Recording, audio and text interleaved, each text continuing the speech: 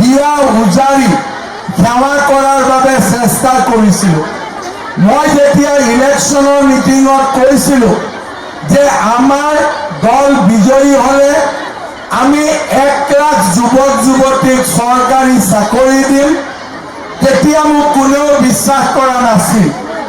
যেতিয়া মই কৈছিলোঁ যে 1 লাখ ল'ৰা ছোৱালীয়ে চাকৰি পাব, 1 টকাও ঘোষ দিব নালাগে, তেতিয়া মানুহে মোক হাঁহিছিলে। কিন্তু ৰাইজৰ আশীৰ্বাদ মোৰ মূৰৰ ওপৰত আছিলে। 5 বছৰ হৈ গ'ল, 1 লাখ চাকৰি দিম বুলি কৈছিলোঁ, কিন্তু নিকা নিযুক্তিৰে আমি 1,65,000 আমি ল'ৰা ছোৱালীক চাকৰি দিম।